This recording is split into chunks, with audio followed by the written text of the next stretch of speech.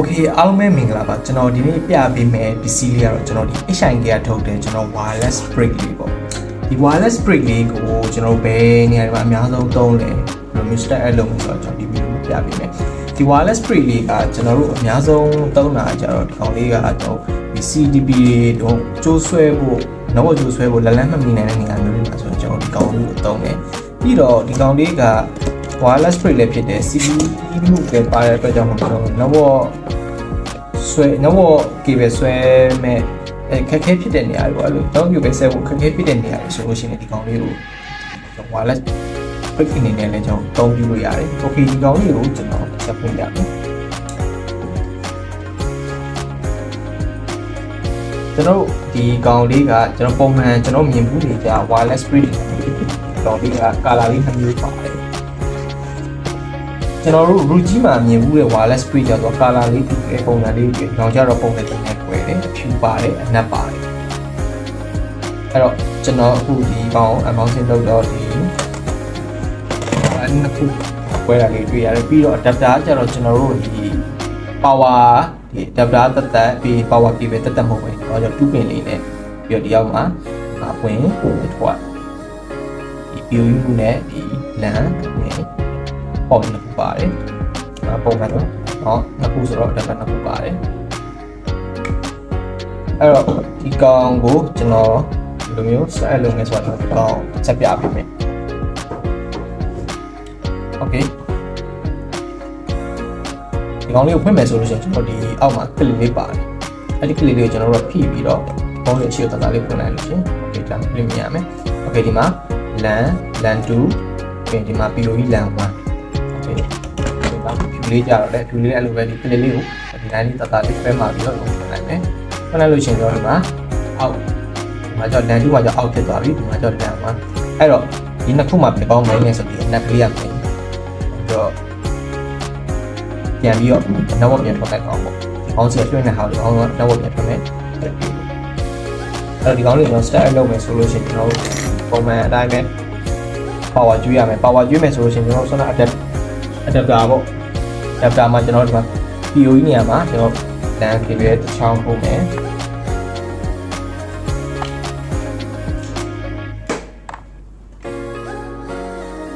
အဲ့ဆို POE ရေးပေးထားတယ်မှာဆိုဒါဆို POE မှာလာ POE နေရာမှာကျွန်တော်တစ်ချောင်းထိုးလိုက်မယ်ဟောကျွေးလိုက်မယ်အဲ့တော့အရင်ဆုံးကျွန်တော်ကအမဲလေးကိုအရင်ဆုံး power စကျွေးမယ် okay power ကျွေးလိုက်တော့ signal တက်လာပြီ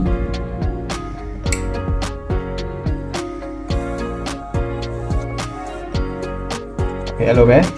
ကျွန်တော်ဖြူလေးကို power တက်ကျွေးမယ်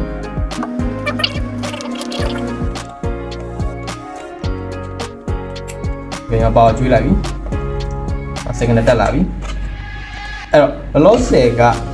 signal တက်လာပြီဆိုပုံမှန်ဆိုကျွန်တော်30စက္ကန့်လေးဆိုလို့ရှိရင်ဒီမှာ signal ပြရတယ်ဒီမှာ signal က power ပြီးလို့ရှိရင် LAN 1 LAN 2ပြီးဆိုဒီမှာ signal မိတဲ့ဟာပေါ့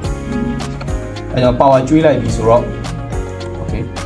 ဒါလောလောဆယ်ကကျွန်တော်တို့ configuration မလုပ်ရဘူးဒီကောင်ကို set element ပါလို့မှစပြင်မချပြရတယ်ဒါပေမဲ့ဒီကောင်က auto bridge move ပါတဲ့အတွက်ကြောင့်ကျွန်တော်တို့နှစ်ခုလုံး power ကျွေးလိုက်ပြီဆိုတာနဲ့တခါတည်းဒီသူနဲ့တော့ကျွန်တော်နီးနေတဲ့အတွက်ကြောင့်မို့လို့ချက်ချင်း signal တန်းပြီးတယ် signal တန်းပြီးပြီဆိုလို့ရှိရင်ဒီလိုမျိုးဒါဆိုလို့ရှိရင်နီးနေတာပေါ့နီးနေတဲ့အတွက်ကြောင့်မို့လို့ကျွန်တော်တို့ချက်ချင်း signal ပြီးတယ်ဒီနှစ်ခုကချိတ်ဆက်နေပေါ့အဲ့တော့တာမန် user တွေအနေနဲ့ကြတော့ကျွန်တော် configuration တွေပါမလုပ်ဘဲနဲ့တနေရာဝေးတယ်ဂျုံဆွဲခြင်းဘူးဒီဘက်က network ကိုလည်းဟိုဘက်မှာပဲထားတဲ့ direct plug complete သုံးခြင်းနဲ့ဆိုလို့ရှိရင်လည်းရတယ်တခါတည်းဒီမှာnetwork ဒီမှာ network ကျွေးမယ်ဆိုလို့ရှိရင်ကျွန်တော်ဒီ POE adapter မှာကျွေး POE adapter မှာကျွန်တော်ဒီ internet ဒီကောင်အဝင်ဆိုလို့ရှိရင် POE adapter မှာ LAN အဝင်ထိုးပေးလိုက်လည်းရတယ်ဒါမှမဟုတ်ဒီမှာထိုးလည်းရတယ်ဒီမှာထိုးပြီးဆိုတာနဲ့ဟိုဘက်ဒီဘက်ကပြန်ပြီးထုတ်မဲ့ကောင်ကနေပြီးတော့ဒီမှာ LAN ကျိုးထိုးပြီးတော့ကိုယ့်ရဲ့ laptop ဖြစ်ဖြစ် desktop ဖြစ်ဖြစ်ပေါ့အခါ plug complete နဲ့လည်းသုံးလို့ရတယ်အဲ့တော့လောလောဆယ်ကျွန်တော် plug complete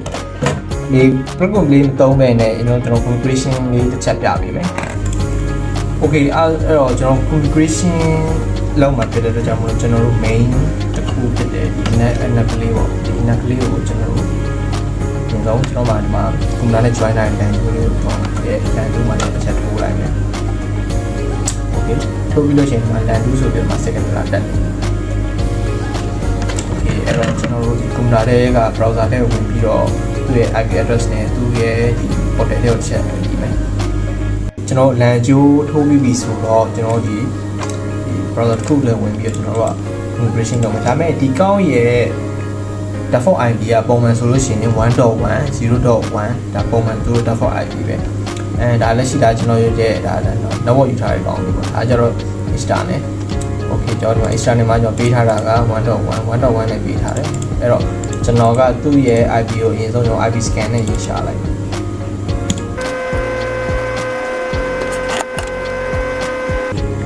ဒီမှာနှစ်ခုတွေ့ပြီတွေ့ပြီးတော့ဒီကောင်35ထဲကိုကျွန်တော်ယူကြည့်လိုက်โอเค35ထဲဝင်သွားပြီโอเคကျွန်တော် portal ထဲရောက်ပြီဆိုတော့ဒီကောင်ကကျွန်တော် China brand လေးဖြစ်တဲ့အတွက်ကြောင့်မို့လို့ဒီကောင်ကို configuration လုပ်မယ်ဆိုတော့အရင်ဆုံးဒီမှာကဒါသူပြောတာကျွန်တော် user name password ထည့်ခိုင်းတာပေါ့အရင်ဆုံးဒါ password ချခိုင်းတာပေါ့အဲ့တော့ကျွန်တော်တို့တရုတ်လို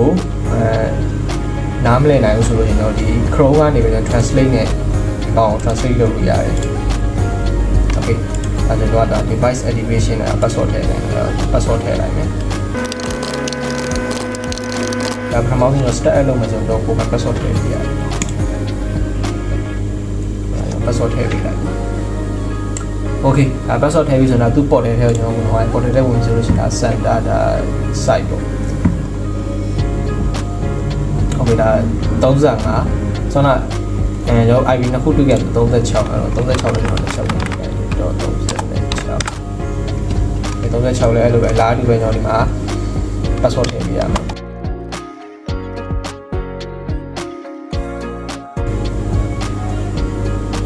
Okay ဒါဆိုရင် bridge တစ်ခုတည်းဝင်သွားပြီဒါ bridge 1 bridge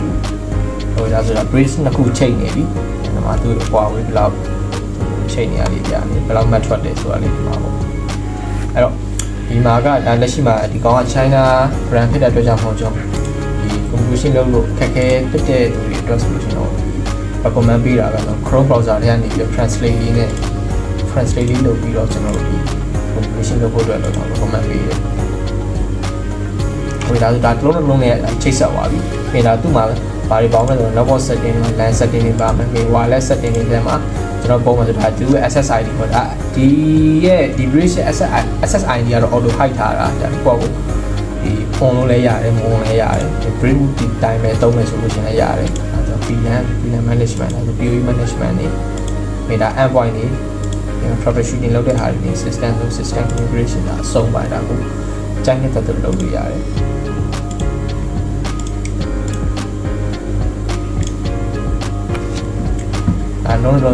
လုံးနဲ့ဒါဒီကချိတ်ဆက်နေပြီဆိုတာကိုပြရတယ်အဲ့တော့ဒါလောလောဆယ်မှာ cloud platform မှာ no code cloud platform ဆိုပြီးပြနေတယ်ပြီးတော့ဒီမှာ connection လည်းမရှိသေးဘူး internet ကျွေးပြီးတော့ဒီကောင် internet speed လောက်ထွက်လဲဆိုတာကျွန်တော်ချက်ဆက်ပြပေးမယ် Okay အဲ့တော့ကျွန်တော်ကဒီ bridge 1ကိုကျွန်တော် internet စကျွေးမယ် internet စကျွေးမယ်ဆိုတော့ကျွန်တော်ဆိုတော့ internet ကြိုးပဲဒီ internet ဒီကောင်းရဲ့ဒီ PoE adapter မှာရှိတဲ့ဒီလမ်းကိုကျွန်တော် internet ကျွေးလိုက်မယ်ဒီကောင်း internet ကျွေးပြီဆိုတော့ကျွန်တော်ဒီမှာဒီ brick က internet ထွက်သွား internet ထွက်ပြီးဒီ brick ကို internet လာမယ်အဲ့တော့ internet လာပြီဆိုတော့ကျွန်တော်ဒီမှာ computer ကြိုး join ထားလိုက်တယ် join ထားပြီးတော့ကျွန်တော်ဒီမှာ internet ဝင်မဝင်ပေါ့ကျွန်တော်တစ်ချက်ပြပေးမယ်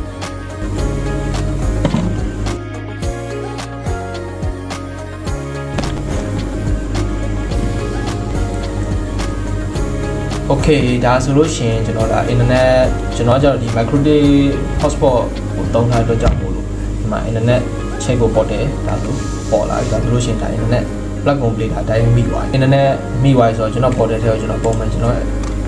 ဒီ address နဲ့ဝင်ပြီးတော့ကျွန်တော် internet တစ်ချက်ချိန်မယ် internet ဘယ်လောက်ထွက်မလဲ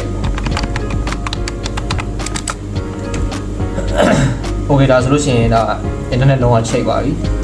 ပြီဆိုတော့ကျွန်တော်network speed ဘယ်လောက်ထွက်မလဲဆိုတာလေးကျွန်တော်တစ်ချက်စမ်းကြည့်မယ်။ပုံမှန်ဆိုတော့ကျွန်တော် fast stop ကိုနဲ့စမ်းနိုင်တဲ့အတွက်ကျွန်တော် fast stop ကိုနဲ့ကျွန်တော်တစ်ချက်စစ်ကြည့်မယ် Okay ဒါဆိုကျွန်တော် first dot ကိုနဲ့ဝင်သွားပြီ okay ငါဘယ်လောက်ထွက်လဲဆိုတော့ကြည့်20မှတ်20မှတ်မှန်နဲ့25မှတ်25ဆိုမှန်တယ် okay 24မှတ်ထွက်တယ်ကျွန်တော်ရဲ့ micro tip portal မှာဘယ်လောက်ထွက်လဲဆိုတာလေးကျွန်တော်ပြောဒီမှာလည်း speed စစ်လို့ရတယ်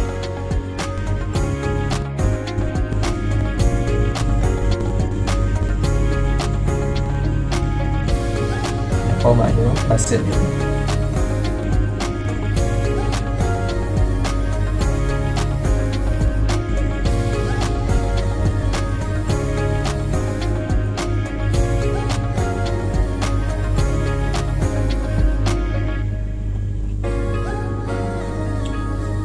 ကွန်ပျူတာမှာလည်းကျွန်တော်တို့ဒီ25 မှတ်ဖုန်းမှာလည်း24မှတ်ဆိုတာလို့ဘက်လုံးဝမှန်โอเคဒါဆိုလို့ရှိရင်ဒီ brick လေးရဲ့စွမ်းဆောင်ရည်ကကျွန်တော်တို့ပြည့်ပေါ့စွမ်းဆောင်ရည်ပြည့်ပြီးတော့အလုံးလုံးနိုင်တယ်ကျွန်တော်အခုသတ်မှတ်ထားတဲ့ bandwidth 30ဥမာမှာ25လောက်ထွက်တယ်ဆိုတော့ဆိုကောင်လေးရဲ့အလုံးလုံးပုံလေးကအကောင်းတယ်ကိုကအခြား plug and play မသုံးခြင်းပဲတခြားကိုကအခြားနီးလန်းနဲ့ပေါ့ဒီကောင် router မှုအနေနဲ့ပဲသုံးကျွန်တော်တို့ bridge အနေနဲ့ပဲသုံးလို့ရတယ်တော့